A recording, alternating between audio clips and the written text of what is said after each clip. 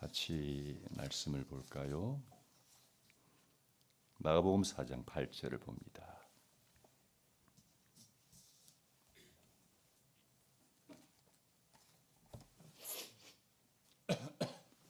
마가복음 4장 8절 한 절만 보겠습니다. 함께 읽습니다. 그런데 더러는 좋은 땅에 떨어져서 싹이 나고 자라서 열매를 맺었다. 그리하여 30배, 60배, 100배가 되었다. 아멘. 내 마음은 어떤 마음일까요? 네 번째 시간이면서 마지막 시간입니다. 말씀을 듣는 우리의 마음을 예수님은 네 가지로 구분을 하셨죠. 길가와 같은 마음이 있고, 돌짝밭 같은 마음이 있고, 또 가시밭 같은 마음이 있고, 오늘 살펴보게 될 좋은 땅과 같은 마음이 있다고 하셨습니다. 자, 좋은 땅과 같은 마음은 어떤 마음일까? 8절을 다시 봅니다. 제가 읽겠습니다. 그런데 더러는 좋은 땅에 떨어져서 싹이 나고 자라서 열매를 맺었다. 그리하여 30배, 60배, 100배가 되었다. 좋은 땅에 씨가 떨어져서 싹이 났고 또 자랐어요. 성장했어요. 그리고는 열매를 맺었어요. 앞에 세 가지 밭에 떨어진 씨들은 결국 열매를 맺지 못했지만 씨가 좋은 땅에 떨어지니까 열매를 맺었습니다. 그 씨는 좋은 땅에 떨어져야 되죠. 근데 열매를 맺었는데 어느 정도 맺었다고요? 30배, 60배, 100배로 맺었다. 다시 말하면 풍성한 열매를 맺게 되었다. 여름 열매를 맺게 되면 기쁨이 있죠. 농부들이 수고해서 씨를 심고 잘 가꾸어서 풍성한 결실을 거두면 큰 기쁨이 있지요. 자, 무슨 의미일까? 20절을 봅시다. 예수님이 그 의미를 설명하셨죠. 이렇게 같이 읽습니다. 좋은 땅에 부러지는 것들이란 이런 사람들이다.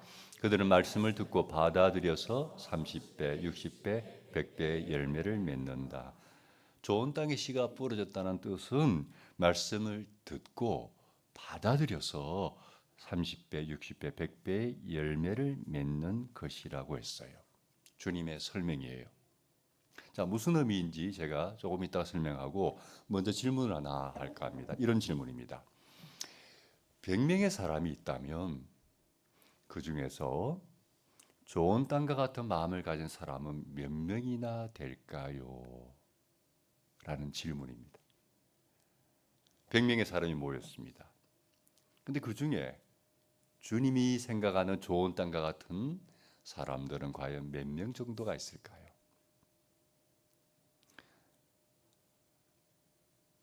여러분의 기대치는 몇 명 정도입니까? 몇 프로? 20%? 10%? 예. 물론 이런 그 질문에 대한 어떤 통계 자료는 사실 없습니다. 그러나 저의 목회 경험에 의하면 100명이 모였을 때 좋은 땅과 같은 사람의 마음은 그리 많지는 않은 것 같습니다. 그거는 분명한 것 같아요. 생각보다 많지 않다. 제가 지금 목회한 지가 33년째거든요. 시시간사했던 경험까지 합치면 36년째 사람들을 만나서 말씀을 가르치는 일을 하고 있습니다. 그동안 얼마나 많은 사람들을 만나 보았겠습니까? 얼마나 다양한 사람들을 만나 보았겠습니까? 별 사람 다 만나 보았습니다. 네. 사람 만나는 게 일이니까요. 제가 부목사로 있을 때는 어떤 사람이 있었냐면 술만 먹으면 칼을 들고 목사를 찾아와요. 나쁜 버릇이죠. 술만 먹으면 칼 들고 목사를 찾아와. 그런 사람도 겪어봤고요. 하여튼 별 희한한 사람을 다 경험해봤습니다.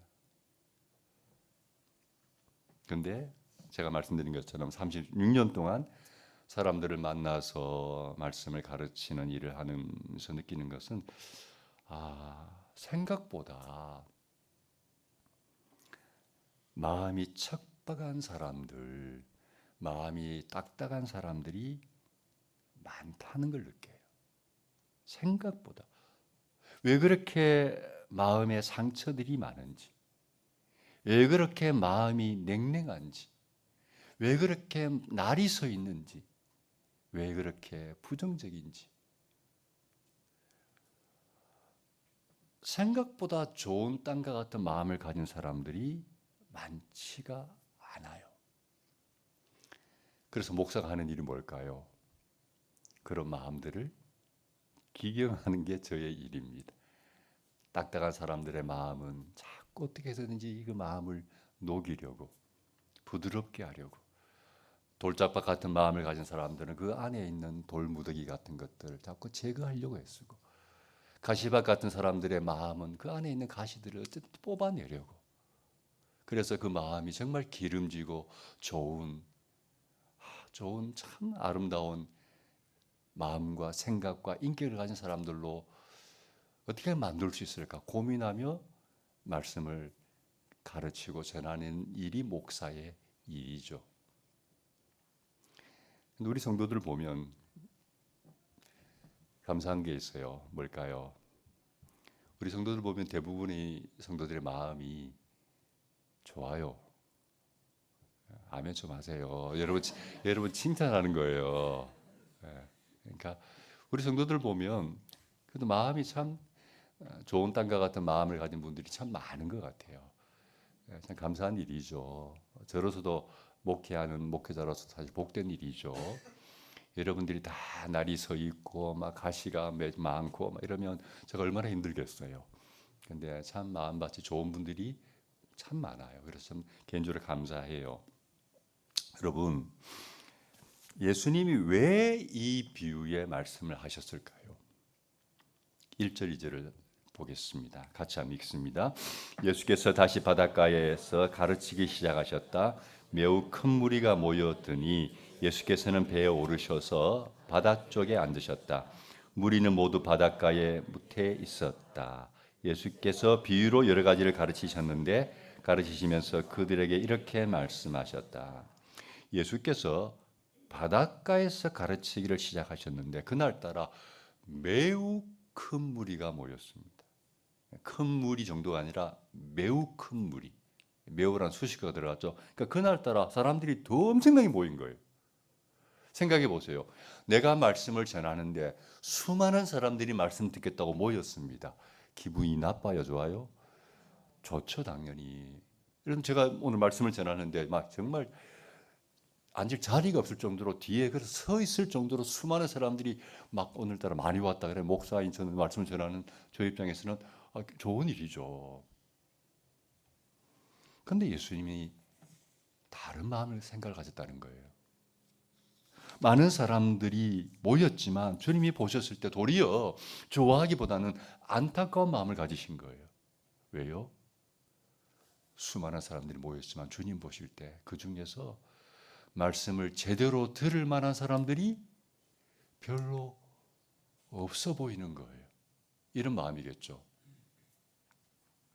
이렇게 많은 사람이 모였지만 말씀을 제대로 들을 준비가 된 사람들이 많지 않구나.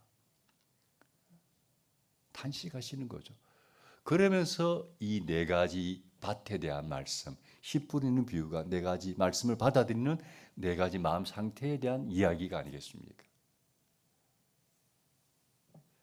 주님이 원하시는 마음은 좋은 땅과 같은 그런 마음을 기대하시는 거죠. 그럼 여러분, 좋은 땅과 같은 마음은 어떤 마음일까? 20절을 다시 한번 보겠습니다. 좋은 땅에 부러지는 것들이라 이런 사람들이다. 그들은 말씀을 듣고 받아들여서 30배, 60배, 100배 열매를 맺는다. 이 말씀을 가만히 보면 좋은 땅과 같은 마음은 사실 특별한 게 아니에요. 두 가지만 잘하면 돼. 뭐죠? 말씀을 듣고 받아들이면 돼. 그게 좋은 땅과 같은 마음이에요. 어려운 게 아니죠.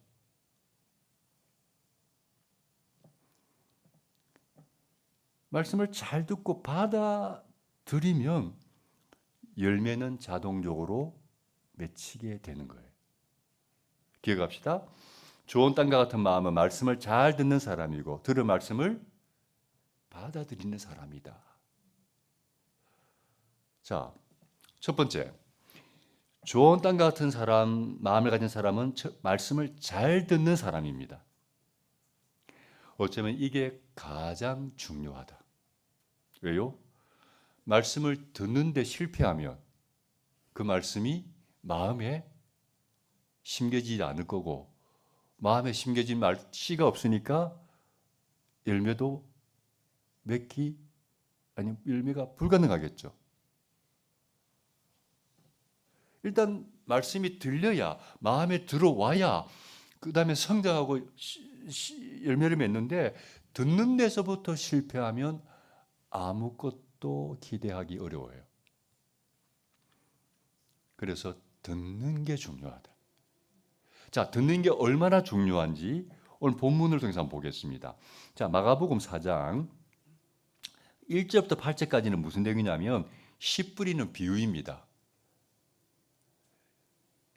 길가와 같은 밭은 어떤 밭이고, 돌짝밭은 어떤 밭이고, 가시밭은 어떤 밭이고, 좋은 땅과 같은 밭은 좋은 땅과 같은 마음은 어떤 밭인지를 네 가지로 8절까지 설명하셨어요, 주님이.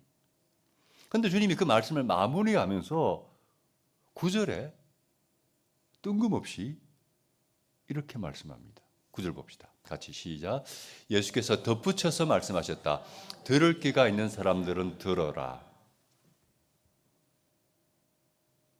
네 가지 밭에 대한 말씀을 하시고 마무리하시면서 뜬금없이 들을 귀가 있는 사람은 들어라. 무슨 의미일까요? 우리는 다 귀가 있지 않습니까? 근데 귀가 있다고 다 말씀을 들을 수 있는 게 아니라는 거예요. 귀가 있지만. 제가 몇 주 전에 길가밭 같은 마음을 설명하면서 길가밭 같은 마음을 가진 사람은 아무리 말씀을 전해도 안 들린다 그랬어요. 소리가 안 들리는 게 아니에요. 근데 설교를 해도 말씀을 들어도 그게 말씀으로 들리는 게 아니고 그냥 사운드로, 소리로만 들릴 뿐이지 그게 말씀으로 내 마음에 귀에 안 들리는 거예요. 귀가 있지만 안 들려요.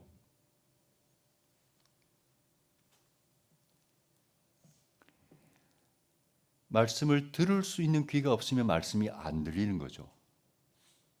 그 말씀을 들을 수 없으니 말씀이 마음에 들어올 리도 없고 열매를 맺을 리도 없는 거죠. 자, 그러면 여러분, 말씀을 들을 수 있는 귀가 도대체 뭘까요? 뭔가 귀에 특별한 장치를 해야 하는 겁니까? 안 그러면 태어날 때부터 어떤 사람은 말씀을 잘 듣는 귀를 가지고 태어난 사람이 있는 겁니까? 그런 건 아니겠죠. 그렇다면 말씀을 들을 수 있는 귀라는 게 뭔가? 10절을 봅시다. 함께 읽습니다. 예수께서 혼자 계실 때에 예수의 주위에 둘러 있는 사람들이 12제자와 함께 그 비유들이 무슨 뜻인지를 예수께 물었다. 가만히 보십시오. 주님께서 혼자 계실 때에 주위에 둘러 있는 사람들이 예수님께 그 비유가 무슨 뜻인지를 물었다고 했습니다. 무슨 상황인지 이해가 되실 것 같은데 이런 상황이죠. 자, 예수님이 매우 큰 무리, 많은 사람들 앞에서 이 말씀을 전했어요. 그 전하는 일이 마쳤어요. 예배가 끝났어요. 설교 다 끝나고 예배 마쳤어요. 그 다음에는 또 뭐 다 제각기 자기 일정이 있으니까 다 흩어졌겠죠. 근데 남아있는 사람들이 있어요. 어떤 사람들이 남아있죠? 10절에 보니까 일단 12제자가 있죠. 당연히 12제자는 옆에 있겠죠. 그리고 또 다른 사람들이 있었던 것 같아요. 어떤 사람들일까요?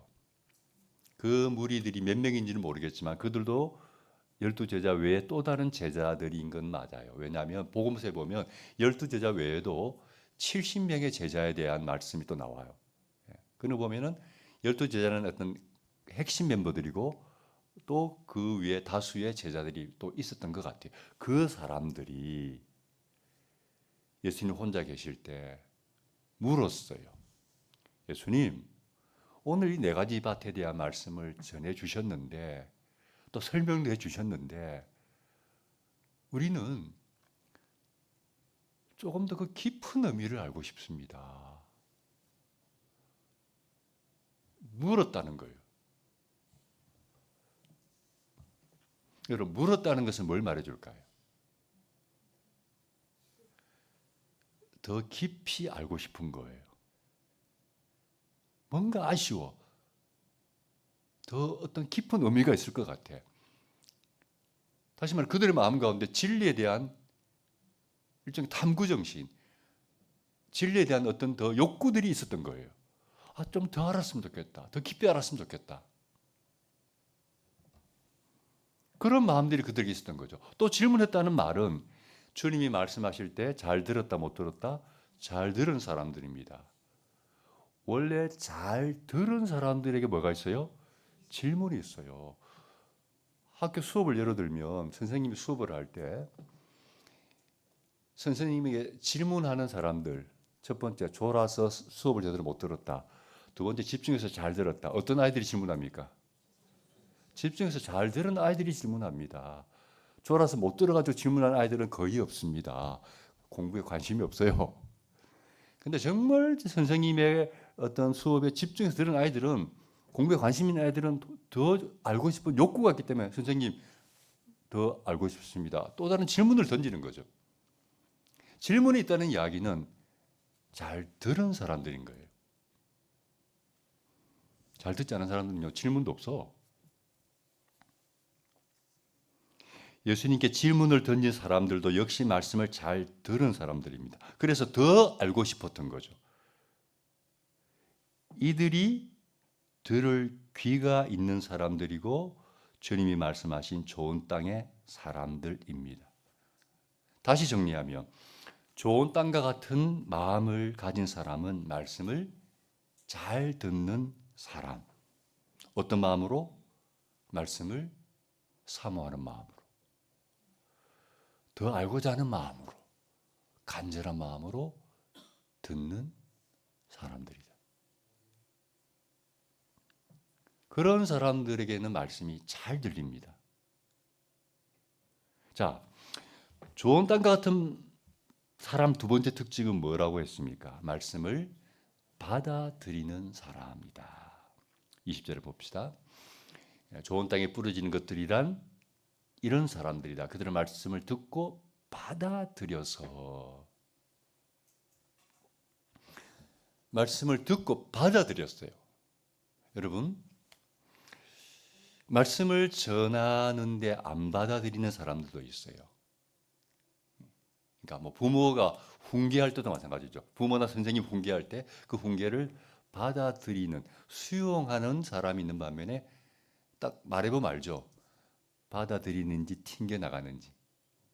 부모가 자녀 불러놓고 훈계하는데 받아들이는 자녀도 있고 튕겨 나가는 자녀가 있어요. 안 받아들여요.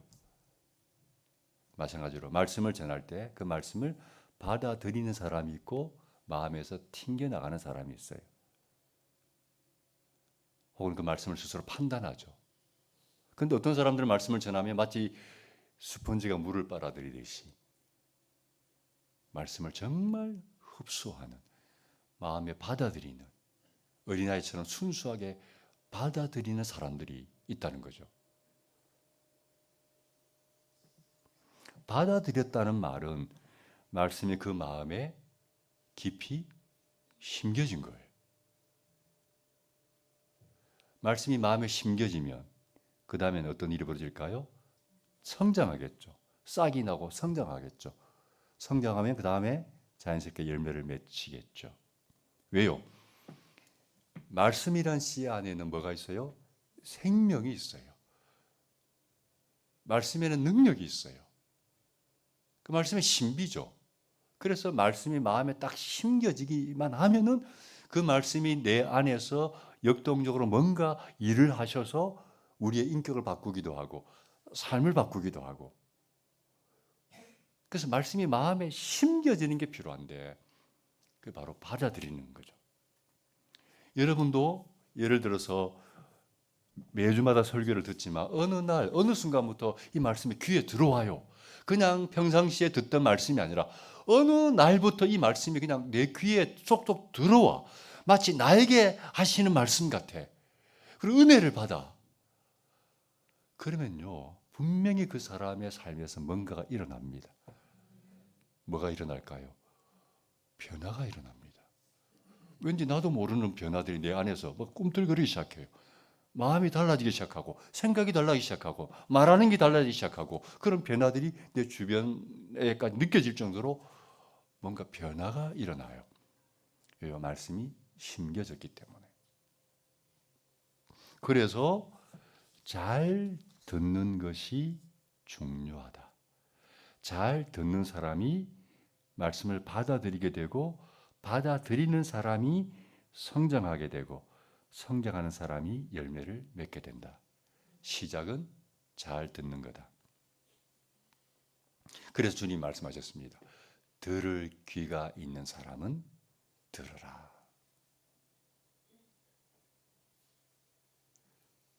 여러분, 잘 듣는 게 뭘까요?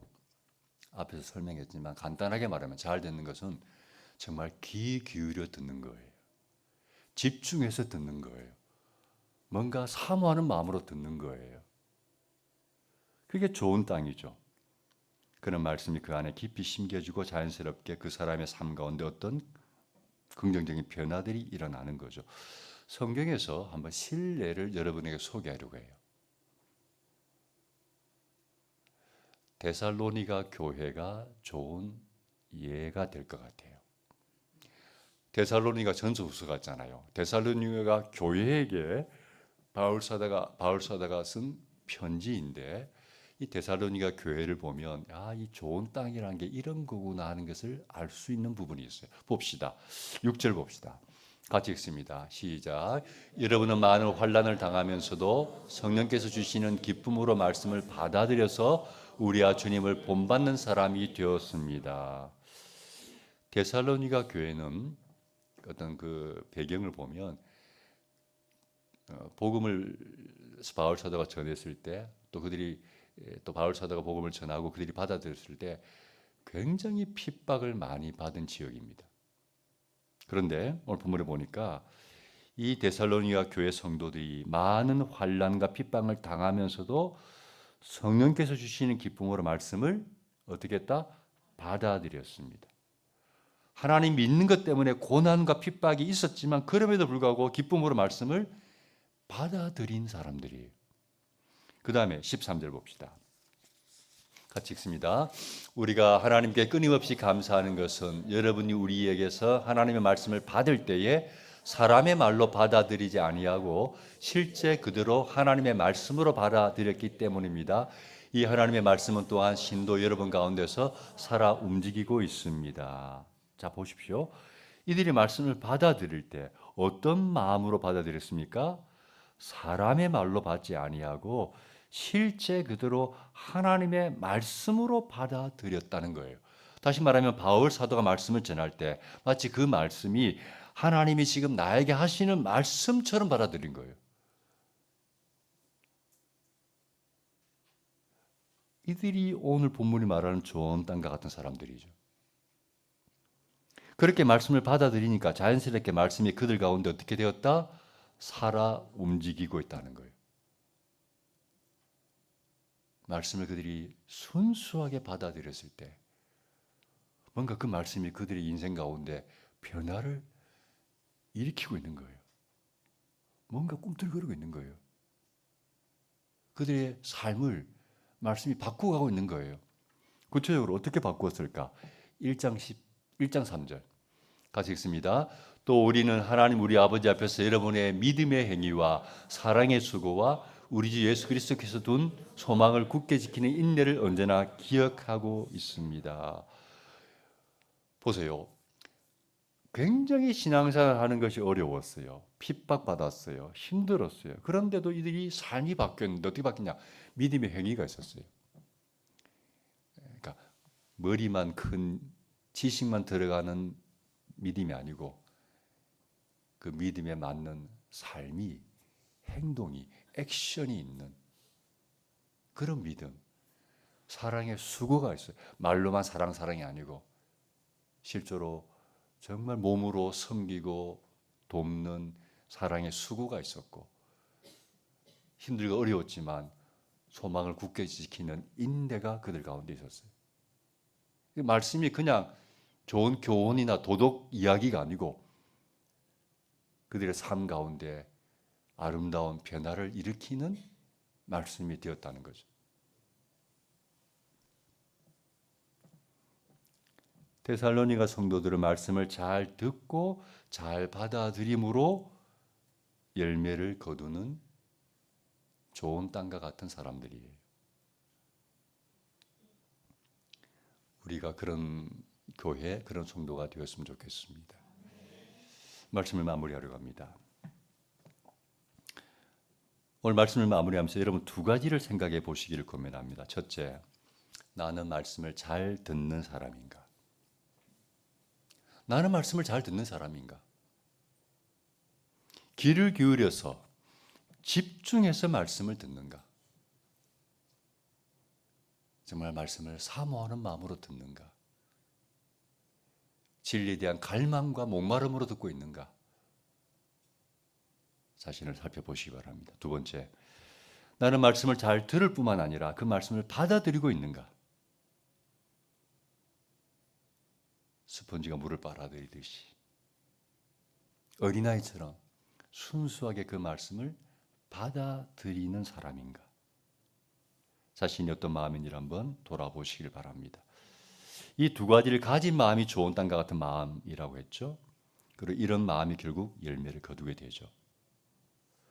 만약 내가 말씀을 잘 듣지 못하거나 받아들이지 못하고 있다면 왜 그런지도 살펴보셨으면 좋겠어요.